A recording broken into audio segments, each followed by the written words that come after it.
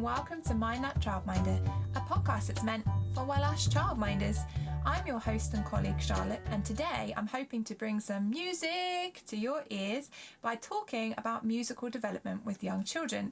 We're going to be thinking about your own musical stage of development, I suppose, answering that question about is just singing with children enough, looking at frameworks about supporting musical development, and also thinking about practical musical activities that you can use in your home-based setting. So grab that cuppa and let's get chatting. I think it's pretty safe to say that most people agree that music for young children is really important. We think a lot about language acquisition, which means like gaining language. We talk about learning language for literacy reasons, for, you know, that kind of preempting of reading. And I think a lot of people can recognise that singing with children often talks about number as well. We think about all those number rhymes that we know, very common in nursery rhymes. But I think we quite often forget as educators that it's those kind of soft skills that are missed. It's far more expressive, it's far more part of the human nature, human condition. So I think that's something that we need to remember throughout this episode, that it's not just for learning language. And I hope that by the end of the episode, you are going to have a bit more of a feeling about music rather than just it's another thing to tick off your list of things to do. I think there is elements that people understand, that the emotional aspect of music with young children, but quite often I think it's that kind of encouraging interaction between a caregiver and a child. It's that kind of answer, serve and return, that fancy term that we can use there. Serve and return, that you would kind of babble and then the baby would babble back to you, and then, you know, that kind of early conversational skill. But I don't think we concentrate very often on the emotions we feel through music with young children. And I think if you look at bbc.co.uk/tinyhappypeople, there is an article in there that's about sharing attention with children. It's aimed at parents, but it's useful to read anyway. But that shared attention is something that's really talked about in a lot of research, and it's really important for child development. So that is definitely something for you to look at. And I think that, yeah, sometimes we can get in the habit of as educators of over-analysing things and forgetting kind of crucial parts of joy and emotions and other such things, and that music is actually quite natural for us as human beings. So hopefully this episode will help you realise how natural music is, even if you think you're not very musical yourself. I can already hear so many of you shouting back at me, this episode is not for me, I'm not musical, I don't do music. But unfortunately, I think you'll find you might be a bit wrong. I believe that everyone is musical, whether you play an instrument or not, whether you sing or not, whether you dance or not. Everyone is inherently musical. It's part of being a human being, and I'm going to explain my belief on that and hopefully be able to back it up in some ways. So let's forget about the children, let's think about you. When you are watching TV, do you recognise jingles of different adverts? Do you maybe hum along with them or bop along with them, or you just register that that particular song is for a particular product? Then you're musical.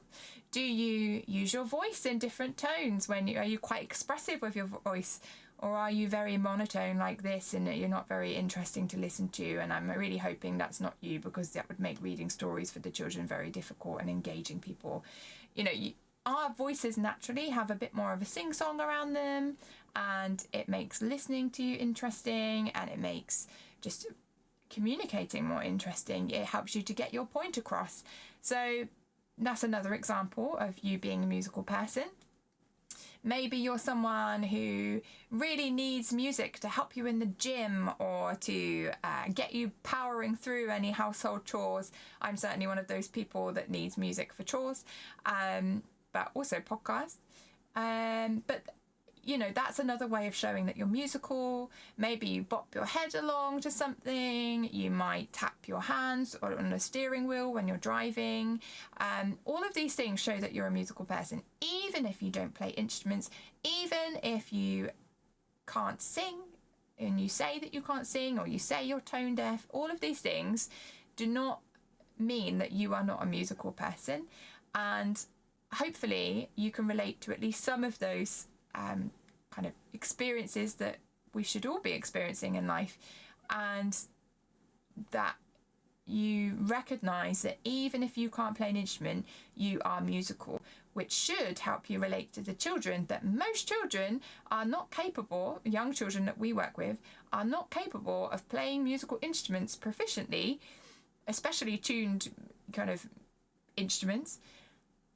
But that doesn't make them any less musical, right? You don't say to a child, oh, you can't play a musical instrument, so I'm not going to do any music with you.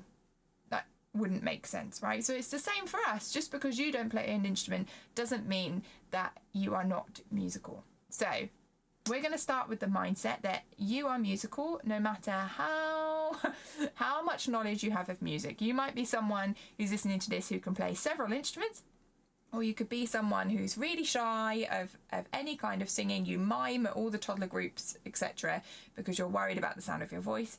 But we're all going to start on this playing field that everyone in this kind of chat today is musical, and that we are here to promote music development in young children.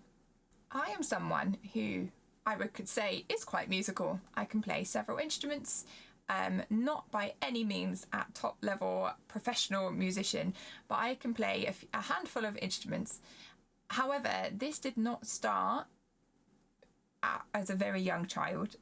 My story with musical instruments particularly is that I was given a second-hand violin that was not serviced or anything, and it was horrific listening to me playing it. I had no lessons, and one summer my family sent me on a summer holiday kind of camp, when it was a music camp, and I had to take this violin, and it was completely awful experience. Everybody else knew how to play their instrument. They all had lessons.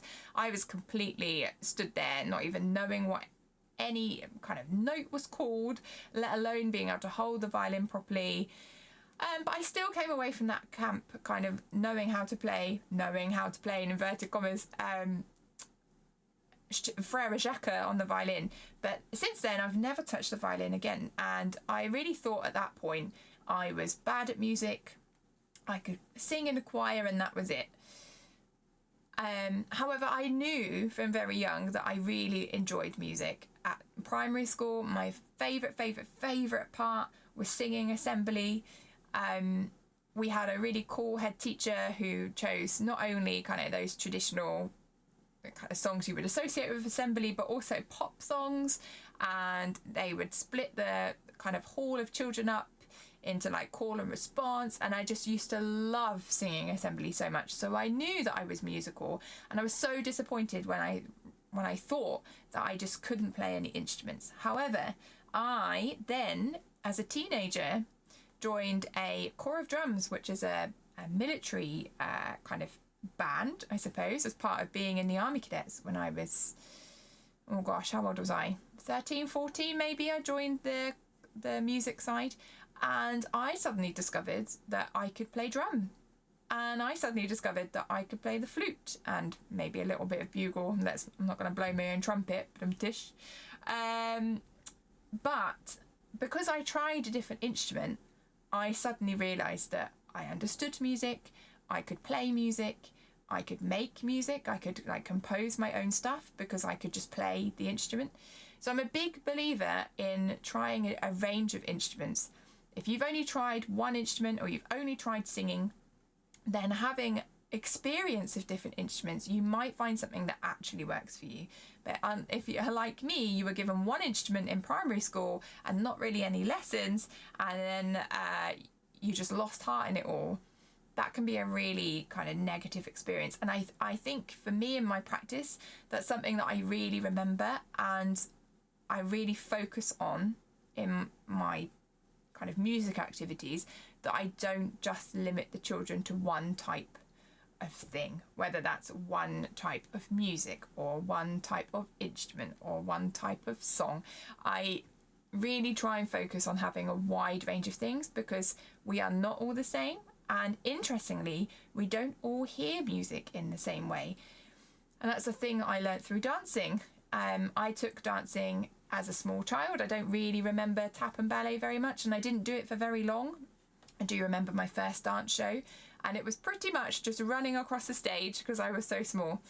However, as an adult, I have taken up swing dancing, and I have learnt so much about music. So I really encourage you, if you feel like you're not very musical, to try some kind of dance, because even if you're not very good at it, it really helps you to understand music. It helps you to understand when the words are going to come in on a piece of music, maybe, or if the rhythm is kind of on the beat or off the beat, how the music makes you feel like moving. All of these things are really important, and I think if we can recognise that in ourselves, it's much easier to kind of almost give the children what we didn't have, all those opportunities to understand music and just to feel music and experience it.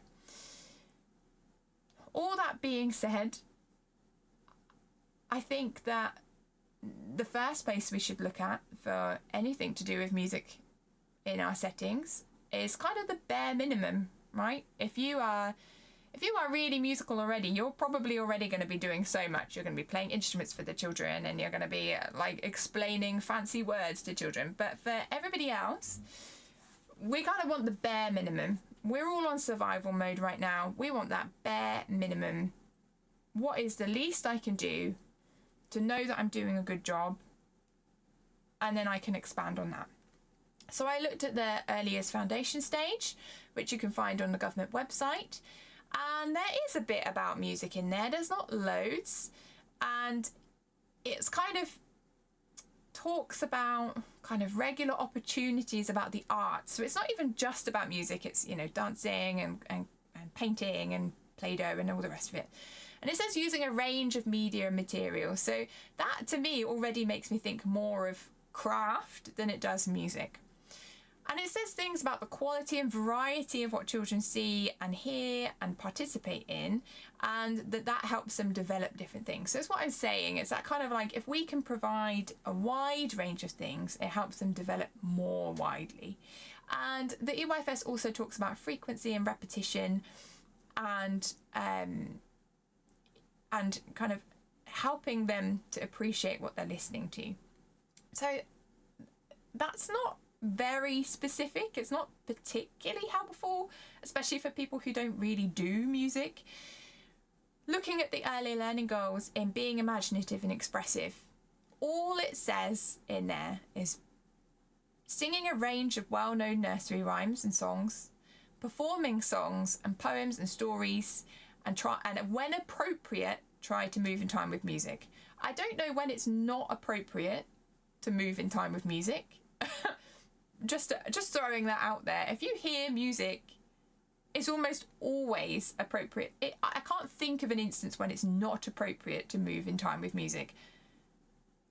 So that's questionable. However, those are the two things that are specified as the early learning goals. So by the time a child finishes reception year in England, they need to be able to know a range of nursery rhymes, and they need to be able to perform them, and potentially some stories, and also be able to dance a bit. And so if you're doing those things already, technically you're doing enough. Technically. Whether we're doing enough developmentally is a different question. You would hope that the EYFS is focusing on actual child development and you know, kind of bringing all of that in. However, because the EYFS doesn't really specify a curriculum, it could be argued that it's not really the place for it to be put in.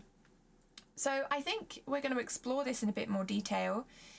But if you are singing a range of songs with children and they're getting a chance to kind of perform them in small groups or on their own if they so wish to, and that they're bopping around to a bit of music every now and again, you're not going to fail an Ofsted inspection, right? That's the main concern for most people. Am I doing enough to pass Ofsted? And I think if you're doing those two things, the answer is yes.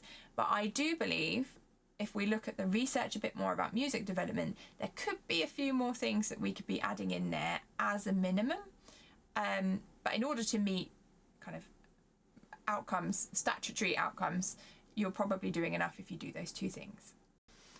This idea, or this question of, I'm a childminder, am I doing enough to support music development? I think it's really interesting because as childminders, we're often kind of almost pitted against different types of settings, and we want to really demonstrate that we are doing the best by children. And I think this is where our curriculum, our own personal curriculum that we create ourselves, needs to really be thought about, because we need to make sure we're using evidence-backed information to create our curriculums, because we're not relying on, you know, a big chain nursery just handing us the curriculum, right? We need to be able to say that we've researched or we've kind of gained this knowledge ourselves, and that's why we're putting it into this curriculum. And curriculum is basically just a fancy word of what you want the children to learn in your setting, like what you want them, you know, the outcomes that you want them to achieve in the time in your setting. It's really not very much more fancy than that. So thinking about music in particular, it's very clear that music has an impact on brain development. There are lots of studies that talk about, you know, even unborn children listening to music in the womb, it has an impact on brain development. And according to UNICEF, making music could be more beneficial to children than listening to it, because it engages more parts of the brain. So, you know, people are doing brain scans of or, you know, brain kind of readings of young children and adults playing and making music, and also listening to music, and comparing how many parts of the brain light up. And when you're making music, more parts of your brain are engaged. So that's a really important thing to note, that it's not just about background music, it's about kind of thinking of making music, creating music, joining in with music. So I put a post on social media not that long ago asking about what childminders do regarding music, and lots of kind of comments that I got back were talking about listening to music. It was about, you know, the particular songs that children love singing along to, and it's quite often not nursery rhymes. There's quite a lot of pop and rock and jazz and all that kind of music. It was great to hear how many childminders listen to such a variety of music. But it was mostly just focused on singing with children. There could be a basket of musical instruments around. Some people talked about using props with singing and also dancing. So we're thinking about, is that enough as part of the curriculum of our childminding settings? Is that enough for music development? When you're looking at the early years foundation stage, I would say yes, that's probably enough things. If you just want to meet the bare minimum requirements of the early years foundation stage that we've previously discussed, yes, all those activities are doing all of those things, job done, tick. However, if you look at musical development in the early years, there's a lot more to it than just singing.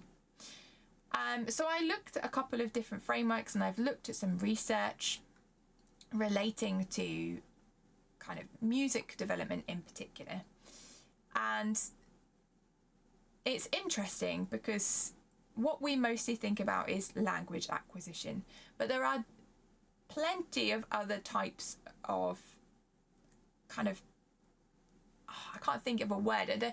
There's plenty of different types of things that children learn about music that they need to learn in order to progress through their musical journey. And I think that in England particularly, and you know, the UK, our music lessons at school are generally not on the great side. I personally remember my music lessons at school just being a room full of children banging xylophones at primary school, and then when we moved to secondary school, it was people playing keyboards very loudly on demo mode, and that was about it on my music kind of journey at school. So I think we really need to set children up for being able to appreciate music and understand it, because I think that's a big part of why children just ignore it. It's kind of like, and they don't engage with music classes because they actually haven't achieved all of the musical development stages in order to be able to do those things. So let's focus on music development. According to Early Education in 2018, there are 4 areas of musical development, and they linked this document to Development Matters because they were the same people who made Development Matters. So you know that old Development Matters that kind of had a chart and it had kind of age ranges in it and it had enabling environments and positive relationships. That is what this framework looks like. It's exactly the same. It's just about music. And it was quite a useful grid to look at. It's very clear, it's got very easy to read ideas in, and it's quite a simple concept. But I think it's important that when we think about music development, that it does have its own stages of development. It's just like when we think about physical development, we think about kind of laying, rolling, crawling, head up, sitting up, you know, all of these things in physical development are actually happening in their own way in music development. So if you think about music development as having its own stages of progress, I think that would be really helpful. So the 4 categories of musical development in this early education document were hearing and listening, which was considered to be distinguishing between sounds. So, you know, when you're on a walk, you might hear a bird or in the cars and other such things, as well as emotional and abstract concepts of music. So as the children progress through the age ranges in this document, they would be starting to understand the emotional side of music. That slow music might be quite sad or calm, or like really fast music would be energetic or angry. Those kind of things as a child gets older. That's what hearing and listening is in this document. But then it also talks about vocalizing and singing. This is what I think most of us think about when we're working with young children. We're thinking about language, we're thinking about the words of nursery rhymes. However, I think we quite often forget about the melody of our voice. And when people speak to babies, we do this quite naturally. We're like, goo, goo, goo, goo, goo. We talk in this kind of musical way, and that is a stage of music development when we're babbling, when we're taking turns with a child, when we use our voice in different ways. If you think about kind of maybe even before my time in the 80s, and the 90s, when we didn't have mobile phones, we maybe you would have heard someone calling you in, it's dinner, da-da. These kind of sounds are really melodic, and it's a really important part of language. And I think that sometimes technology might have taken that away from us a little bit, because we just get a message instead of hearing different tones of voice. And it's quite obvious, actually, using technology as an example. If we get a message, we don't understand the tone sometimes. We can interpret a message, a written message, but without the vocal melody of the voice, sometimes you can't understand the tone, and you're not sure if someone's short with you, or if they're just tired, or if they're joking, sarcastic. Learning about the tones of voice and facial expression and gestures, that's all really important part of communication development, but it turns out it's also part of music development. So really important to remember that we can use our voice in a range of ways. We don't just use it in a monotone, we use it kind of high and low and long and short and fast and all sorts of ways. And these are all just bunches of sounds to begin with, and it progresses into words. Then we have moving and dancing, and that's much more about the physicality of music. It's about thinking about the rhythm, the speed, the volume, how it makes our body express. You can be small, you can be large, you can be floaty and graceful, you can be rough and powerful. There's lots of different ways of moving your body, and music is a really important part of that. It doesn't just have to be action rhymes, although action rhymes are really important for developing different skills. When we think about music, it's actually a whole body experience, not just kind of finger rhymes to help with muscle building for writing. So although that's important and that happens, it's much more than that. And the final area in this framework was exploring and playing, and that's thinking about musical instruments. And it's not just kind of thinking about shakers, it was thinking about different techniques, about quietly, about the control of being able to choose between loud and quiet. I quite often, when I'm teaching dancing, we kind of teach a basic, and then we teach variations. and the variations give you more to play with, and it gives you a bigger range of things to do. And I think it's the same with music, that you can teach a basic, this is how you play a maraca, but you can also play it really quietly, and you can also shake it really loud, and you can do it slow and fast. We're expanding that knowledge once we've got the basics. And it's also about different sounds. We've got, woodwind sounds very different to brass, even though you blow both of them, right? So if you think about a flute opposed to a trombone, you're going to get completely different sounds. And even though you're putting air into both of those. So it's really interesting to think about how exploring and playing with different instruments can open up a wide range of things. And they are played in different ways. I'm not at all saying that woodwind and brass are played in the same way, because they're really not. But it's interesting to think about as a child, where you're just blowing air into that thing, but they're making completely different sounds. The other framework that popped up was called the Sounds of Intent, and originally it kind of was just the stages of development, and this has far less to do with age ranges. This is much more stage based, and the original framework has reference to kind of non-typically developing children as well, and it kind of shows you where on a scale some examples of levels of disabilities might fit on this scale. That if you have someone with very significant difficulties, they're quite likely to be in an earlier stage of development, as opposed to maybe stage of development which talk about acquisition of language, etc. But in 2020 there was a framework, as far as I can tell it was 2020, it wasn't very clear, but a framework was developed through music developmental psychology, and it has it dedicated to early years. And this was quite a different framework. This was actually in a circle shape, and the idea of it is very much more about following a child's individual stage. They're never going to be behind, because it's all about the current stage that they're at and how you're supporting that. So it's a much more inclusive framework, it could be argued, than the development matters style one. And there are 6 levels in this. So this was not age brackets, it was 6 levels. And it was split into 3 categories, which were proactive, which was kind of about the child kind of developing, interactive, which was kind of the skill between other people and the child, and also reactive, so it's kind of about the environment and the response. And it was very interesting to see that they say quite similar things, even though they're in different places and different categories and things. It was basically saying that music development is much more than just singing. And I'm going to reel out some fancy words to you, because music has its own vocabulary, and although you don't necessarily have to use these things with children, if you understand them, it helps you realise that music is more than just singing, and it helps you be able to choose the songs and the music and the activities that you are going to provide.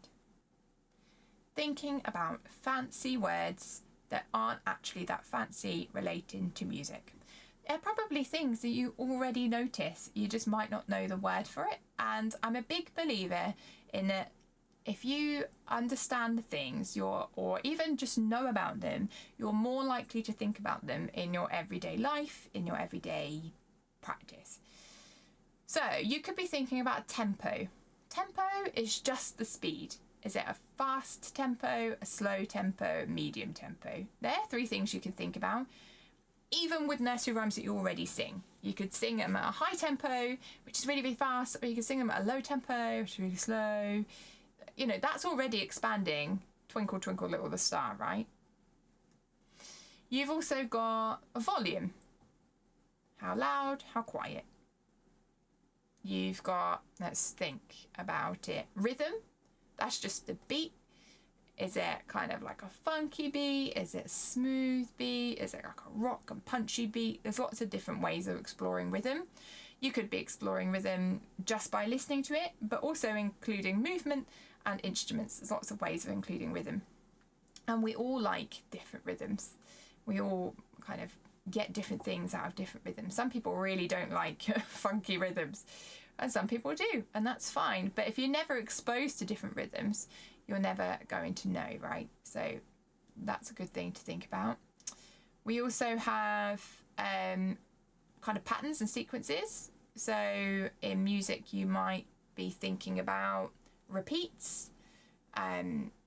You would quite often get symbols in music notation to tell you when to go back to a certain part of music. So repetition is quite important. It's not just repeating the same song again and again, it's actually repeating parts of the song. So if you were to think about a generic pop song that you like, you would have your intro, verse, chorus, verse, chorus, verse, chorus, outro. Right? That would probably be quite a easygoing song, and you would hear repetitions. Your chorus is probably always going to be the same, maybe with one or two minor tweaks. You have melody, so that's kind of the tune of the song, how, you know, kind of flowing the voices, how it goes up and down, and that includes range. So that could be things about how high and how low it goes. So when you think about music, you can think about the range. Is it actually quite not very many notes in terms of the high and low, or does it really explore the whole kind of range of your voice? You also have kind of emotional things you can think about. There's fancy words relating to kind of how the music feels. You could think about legato, which is really smooth and flowing, or you can think about staccato, which is this kind of punchy sound.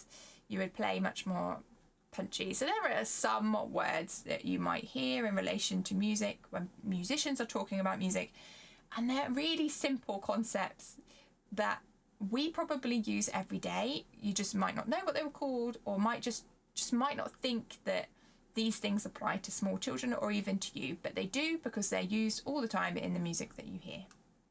Thinking about all of those things, we know now that we're all musical, the children and us. We also realise that music is holistic. It's not just about singing words. It's not just about learning words.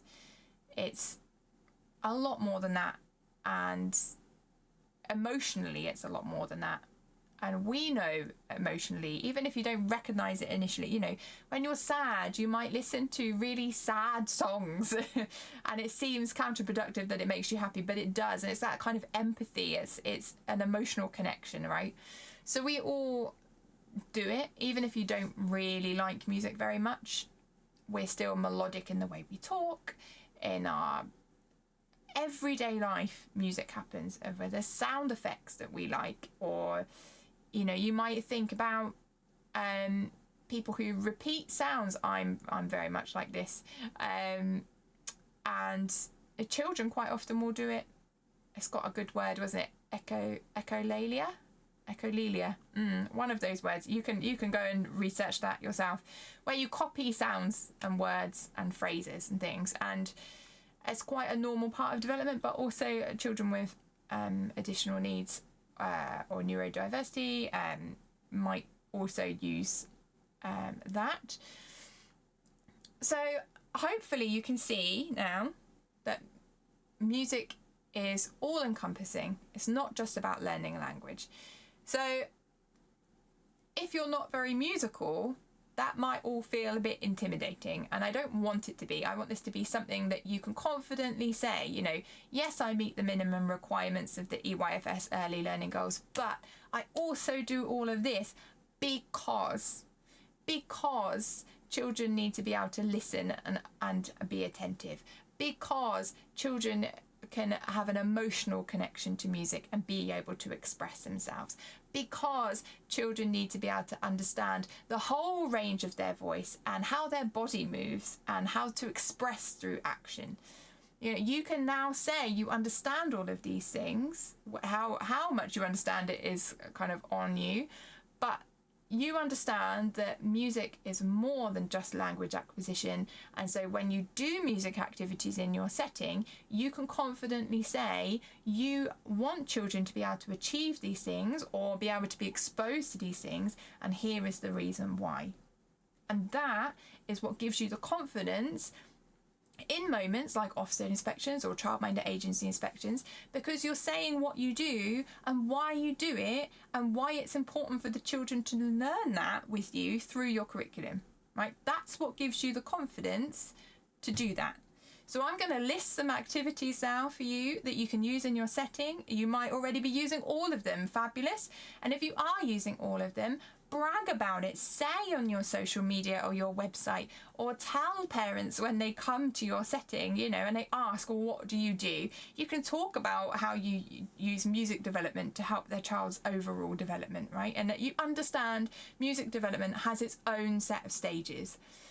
So I highly recommend you go and read those frameworks I was talking about. All of the notes will, all of the links will be in the show notes for you to find out more information about those.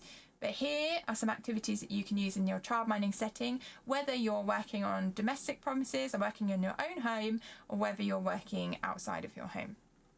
So we're using melody in our voices, not just at singing time. We're talking about it's lunchtime or time to come in now. You know, you're using your voice in a more melodic way, not just only at singing time.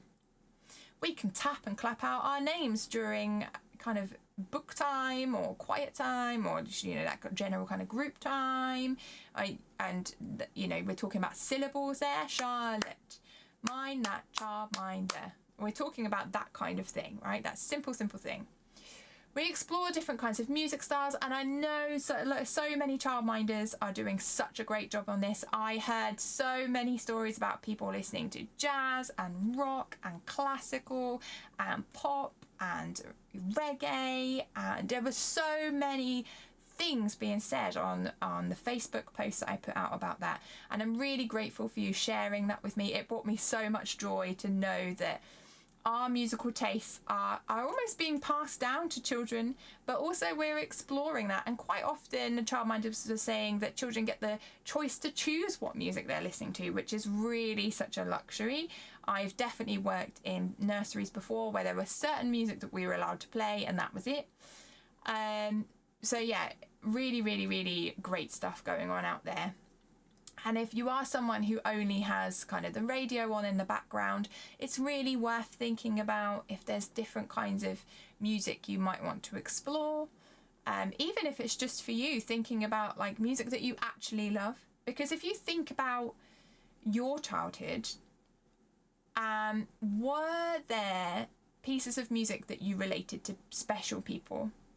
When you always went to Granny's house, you know, did she always have that kind of music on that you now, when you know, maybe she's passed away or she's, you know, very old now and you don't see her as much, or whatever, when that song comes on the radio, does it make you think of Granny, right? And I think that's a really lovely thing, that in a home-based environment particularly, that we get to share that with the children, that the children learn what we love, and it becomes part of their experience of childhood, that, you know, we are special people to the children. I'm not saying we're the most important, but we are special to the children. If they have fond memories of us, that's great. So yeah, different styles of music. Also thinking about your musical instruments. Are they all untuned kind of percussion instruments? Do you have any tuned instruments with different notes, like little xylophones, or you know, thinking about different, or keyboards, thinking about different types of instruments that don't only just make the same noise. I want you also to dance like children are watching, because they are. You don't need to just dance like you do at the Christmas disco. You know, we can move our bodies in such amazing ways, and children really watch it and absorb it, and they love it when they see you having so much joy to music. So if you are listening to music and it makes you feel crazy, as long as it's safe, go crazy. I don't know, we don't need to be shy in front of the children. We're not doing it as a performance. The children are not going to think any less of us, and if they think we're uncool, so what? Those older ones, you know, like, it's teaching them that it doesn't matter if you're cool or not, right? Being able to dance like that is such a gift that we can give to children. You know, you don't have to be a great dancer. You can think about funny moves. You can think, you know, if you're just dancing and you don't know how to dance, I appreciate it might seem easy for me because I do dancing outside of my work, but you don't have to be a super dancer, right? Just think in your head, I'm a disco dancer today, and think about all those classic disco dancer moves. You can roll your arms, you can do kind of the fingers across your eyes, that's a good one. You can pretend to swim, that's a great dance move. What about big fish, little fish, cardboard box? That's a good, you know, any of those type of moves, anything that just looks funny and joyful, that's great. You know, you don't have to be a great dancer. Yes, it helps if you feel confident in yourself, but sometimes we can put on a bit of a mask and just go for silly. And if we're aiming to be ridiculous in our dancing, you know, aim to be silly and preposterous, because then if you do feel silly, you're meeting the goal, and you're not doing it in front of any other adults, right, who are going to judge you. You're just dancing with small children, and I promise you that's going to bring such joy to your day, and it just really brings a different energy. And so I want you to dance like children are watching, not like nobody's watching, like children are watching, because you are going to give them the gift of confidence if they know that it's okay to dance like that and just be crazy and wild and expressive. It's such a gift, and I really, really, really hope if anything you take away from this episode is you dance like children are watching you, because they are. Call and response games, that's a really good one. There's lots of songs where you can have children copy you. Do you remember any songs on school bus trips, like everywhere we go, people always ask us, people always ask us? The call and response games are really popular. Or even, we're going on a bear hunt, we're going on the bear hunt, we're gonna catch a big one, we're gonna catch a big one. All of these things, call and response, really popular and really helpful. Books with songs, really popular in my setting, and it's really nice actually because I don't have to read them all the time. I love to read to children. However, the kind of singing books bring sound effects that I can't do, and they bring movement and energy that is very different to how I read, and especially in a one adult setting where I'm the person who reads all day, every day to them, it's nice for them to have a different experience. And of course there are, you know, Tony boxes and Yoto players and all these other kind of audiobook readers now, and some of them do have songs in, which is great. But you can buy other books that come with like a CD or a QR code these days that play music. And if you want to look at any of those barefoot books, I really recommend. I have so many of them and I've had them for years and they're really popular. Painting to music. I haven't done this for a while, and this episode has made me feel like I need to do this activity. Is where you choose, so you're going to have to listen to some music first, but you choose some music that has really distinct different tones. So you choose one that's maybe sad sounding or lullaby. You choose one that's a bit more suspenseful or scary. If you think of Hall of the Mountain King, that's a great one, isn't it? That's a bit more creepy sounding. And then you choose one that's a bit more exciting, and then you supply different art materials, probably paint in this instance, and you kind of reset the activity for every song. So the songs are only two or 3 minutes. And how I've done it in the past is with older children, maybe the 3 and 4 year olds, is you play the piece of music and you talk about how the music's making you feel. They might move to it, etc. And then you play it again while they're painting. And then when they've finished that painting, you take it away to dry, and then you put the next song on and you repeat. So only 2 or 3 songs contrasting. And then, you think about the colours that happy songs make you feel, or sad songs or dark songs, like lots of different things that help you develop that kind of abstract thinking, which is really, quite relatively unique to humans, having, there's this idea of imagination and things. Some creatures do have it too, but it's quite a big part of the human condition. patterns and repetition in music. And the other day I was just actually doing colour. Oh, this is like genius. I was very excited when it happened. I was doing colour patterns with a child, and we were just going red, yellow, red, yellow, red, yellow. And we did a few different ones, blue, yellow, yellow, blue, yellow, yellow. And she stopped and she said, "This is how music works." It was like some musical genius. I was so excited, and I asked her why she said that, and she didn't really. She was like, "I don't know, but it's just how music works." And she's absolutely right that pattern is how music works and repetition. And I was very excited by this. Even so, internally she could link those two things, even if she didn't understand how they connected. And I was so pleased and excited. So you know, patterns and repetition anyway are going to help with musical development. Another thing to think about is when we do sensory play. Now, lots of people, when we do sensory play, we think about the texture. That's usually what people mean when we do sensory play. We think about texture. Occasionally there might be smell, so like smelly Play-Doh. But we can also be thinking about sound. And I think it's quite interesting to think about sound effects, actually, because a lot of things rely quite heavily on sound effects, when you know, or even just those kinds of sounds. When you go to the seaside, if you didn't hear the waves crashing, seagulls, you know, ice cream truck, if you didn't hear all of these kind of sound effects, how would you know you were at the seaside? If you were watching a film and it had no sound effect track, you'd be very disappointed. It would feel very empty. So when we do sensory experiences, also worth thinking about sound. Does the sensory experience make good sounds? Is it crunching and squelching and squeezing, or making a farty sound, or, you know, any of these kind of things? Is it kind of a sensory activity where things shake and rattle and rustle? When you think about sensory activities, it's all of the senses, not just what it feels like. And I think that's really important to consider, especially with lots of approaches coming through about using natural materials, and kind of like getting this idea of kind of almost banning plastic because they all feel the same. It's worth considering, if you're swapping to those natural materials, they may well feel different, but do they actually all sound different too? I'm not saying they don't, and I'm not saying they do, but it's a question that you should be asking yourself, because a sensory experience is not just texture, it's also taste and sound and sight. So it's important to think about sound during sensory play.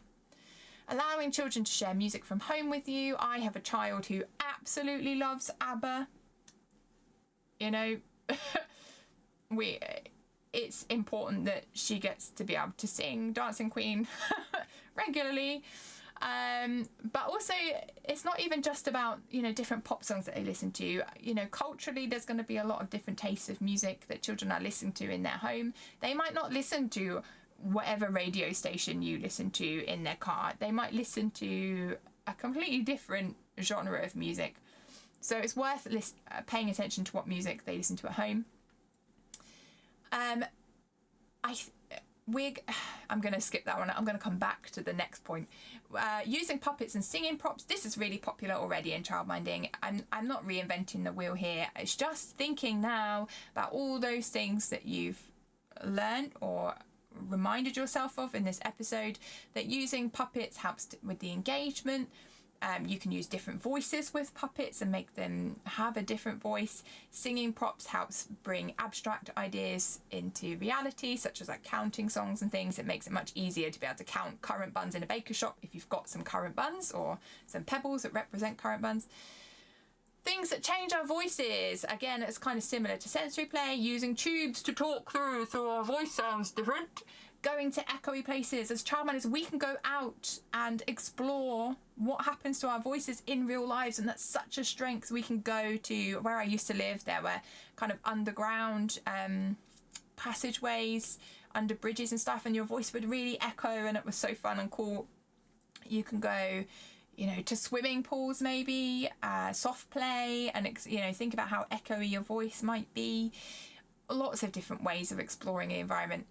Circle songs involving movement. This is a bit more challenging if you're a smaller base setting.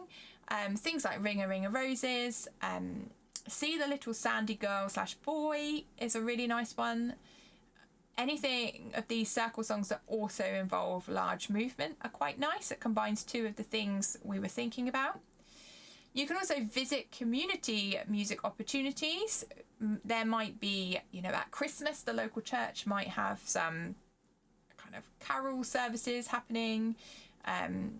I know that the local school here, I'm going to be working with, hopefully, I'm communicating with them right now, that they go to the local church for a church service.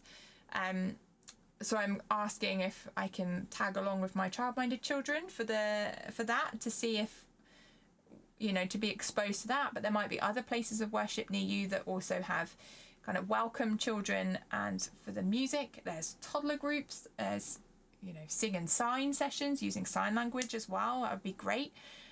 Baby friendly concerts are quite popular at the moment, having real musical instruments to listen to and dance to and move to. Using other things to promote large movement: scarves, ribbons, bells, pom-poms, and I can completely guarantee you outfits. Outfits change how people move. When I dance, if I'm dancing in trousers, I move entirely differently to if I've got a big swingy circle skirt. And you can get your dressing up box out for this, right? You don't have to buy whole new resources. Just think about what you want to achieve. I want children to listen to music and be able to move in a range of different ways. How do I provide that? Well, we'll put on different types of music. The dressing up box comes out with all of these wonderful things that they can explore, and that maybe helps them put on a different character, and it helps them move in a different way. How do you think a ballet dancer would move? How do you think a police officer would dance? These kind of imaginative ideas, and you don't need anything new to do that. So really worth looking at how your current resources could also support music development in different ways. The one I was going to go back to is, and this is hopefully now that you've learned lots about this episode and I gave you those fancy words, choosing songs with interesting rhythms, patterns, pitch, tone. So don't just stick to the same couple of nursery rhymes. Yes, you'll be meeting the EYFS goals if you've got a range of songs.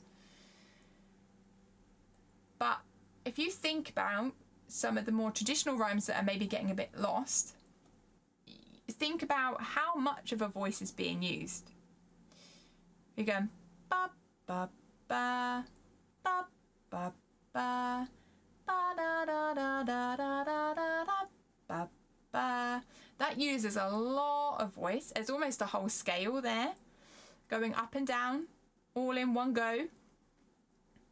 Hopefully you recognise the tune. It has a lot more vocal range, but it doesn't really play with rhythms and patterns so much. But if you have something like da da da da da da da da da da, that has got more movement and rhythm.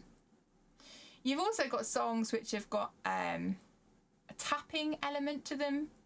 Again, Bear Hunt is a good one for that. I've got a song that I sing to children quite often called We're Going on a Picnic, and you kind of tap your legs and clap your hands. So it'll go, going on a picnic, leaving right away. If it doesn't rain, we'll stay all day. And it's amazing actually how well young children can pick up the pattern of using patting and clapping. And so it's, two different types of movement. It's also worth thinking about crossing body. If any action rhymes you have cross the midline, that's also really important part of child development, is being able to cross that midline. So if you can think of any songs that cross the midline, maybe Roly Poly or Wind the Bobbin Up, anything that crosses here is really important. But I think after today, think about what songs you sing in your setting and think about, do they use a lot of different parts of your voice? Are they different speeds and rhythms? Do they feel different? Are some of them lullabies and some of them more active? And just how repetitive are they? You know, ones that are really repetitive are really helpful. And it doesn't have to be all about the words. They can be absolute nonsense, or you can just make sounds. Those things are all going to help the stages of musical development. In all of those ideas, you can see how children are, you know, yes, they're getting language because they're learning the words of the song. Great, that does work. But vocalizing and singing, we talked about the different pitch of the voice, babbling sounds moving into words. Hearing and listening, we've got call and response and the feeling of music. Dancing like children are watching you, right? Exploring and playing, they're getting to try out different instruments, trying out different parts of their body that make different sounds. Tapping your cheeks, that makes a different sound. Blowing raspberries. You know, exploring all of these different sounds are really important because our body can make lots of different sounds, not just musical instruments. And obviously moving and dancing is another part of music development. And it's interesting because I think people would normally associate movement and dancing as physical development. And it is, but also it's part of music development. The stages of music development that we've been talking about today. That's it. That's all I've got for you today. I hope it's been helpful. It certainly was helpful for me to think about music development as its own set of stages of development. I really like how the Sounds of Intent works as stages of music development rather than ages. I think a lot of children could potentially have missed stages if you look at age ranges. They could have or not been exposed to everything, because if the adults aren't aware of the importance of brain development, you know, the brain development aspect, but also that music development has its own line. It's not the same. It's not just singing, I think, is what I'm trying to get across. It's just like the stages of a child learning to talk, the stages of a child learning to walk, and physical development. You know, when we think about all these different parts of development, they have their own frameworks or their own typical stages. Just like of eating has its own set of stages, right? It's milk, and it's, you know, yes, we've got baby-led weaning and things, but there's still elements of like being able to suck, being able to chew, being able to spit. You know, all of these things are parts of eating. It's not all just child development in one whack. So I think that being able to split out music development into stages is really helpful. Whether you're thinking about it as the 4 stages in the early education document, or whether you're looking in more detail at the Sounds of Intent. But in terms of what you're providing in your setting, the confidence comes of being able to deliver music, not because you're musical. That's not where the confidence comes from. If you have an Ofsted inspection or a Childminder agency inspection, the confidence comes from being able to say, this is what I do with children. This is why I do it, why it's good for their development. Here are some references, frameworks of music development. And, you know, this is, and this is how I tailor it for the children in my care. That is what makes you sound like a confident practitioner. That is, you know, yes, you're meeting the minimum requirements if you just sing and dance a bit. Yes. If you want to be able to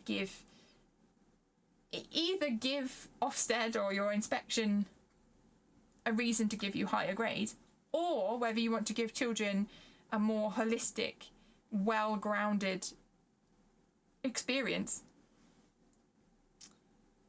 to be able to say that confidently is really important. And none of that has to do with being a musician. You do not have to be a musician to be able to do any of the games or activities or experiences that I've told you about. You do not have to be a musician to go into a tunnel and shout.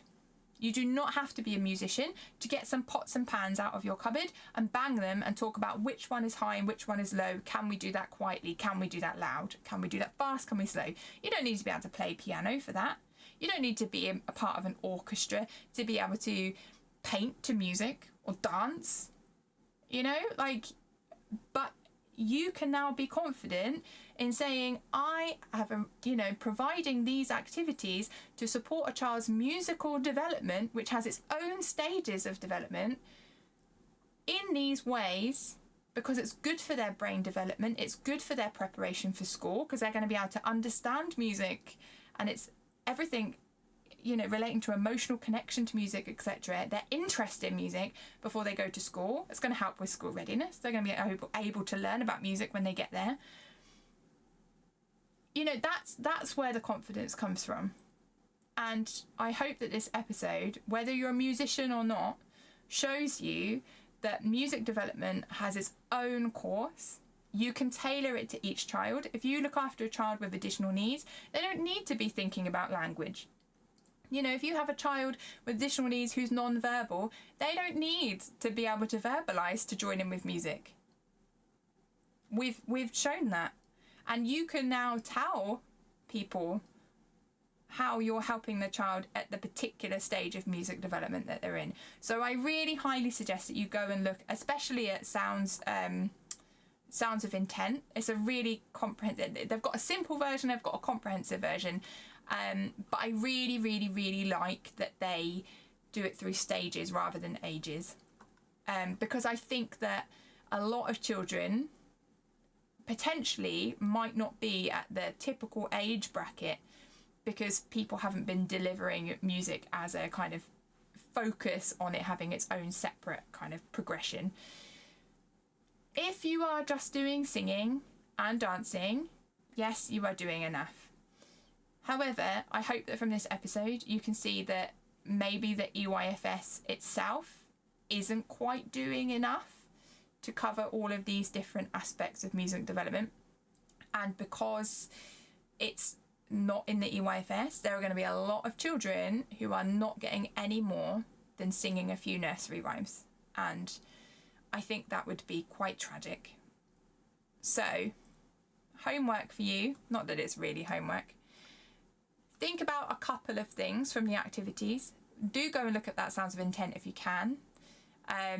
You don't have to go into lots and lots of detail over it. Just think about things from this episode that you would like to concentrate on a bit more. Maybe it's just looking at what songs you sing with the children and thinking about, do I need to incorporate a few that don't all sound the same? Because we all know, right, Bar Bar Black Sheep sounds exactly the same as Twinkle Twinkle Little Star, which sounds exactly the same as Wind the Bobbin Up. There are lots of songs that sound the same. So you need to make sure that you've got a few different songs that do different things, thinking about movement, rhythm, and a range of voice that you're using. And, maybe think a bit about places in your local community you can visit that help you explore movement and the sounds that you can make there. Hopefully this episode has helped you think a little bit beyond, just meeting guidelines, and actually has encouraged you to think that even if you're not a musician, you can do music. That was my main takeaway point for today. Even if you're not a musician, you can do music, which means the children you care for will be able to do music too. And the other takeaway from today is that I want you to dance like children are watching you. And that's all I've got to say. So I hope you've enjoyed the episode. Thank you for letting me make some silly noises and using my voice in a range of different ways to you. All the links today will be in the show notes. Make sure you come and join the chat on Facebook. It's getting really busy over there. And enjoy getting to know music in a slightly different way in your setting. Do tell me about everything that you get up to in the comments or reviews, or join us on social media. And until the next time, stay safe, stay well, and stay musical. Bye. find that childminder. Find us on Facebook, X and Instagram for more about upcoming episodes. All topics discussed are intended for entertainment and educational purposes. This podcast is not intended to give any legal advice and is purely an opinion and supportive piece.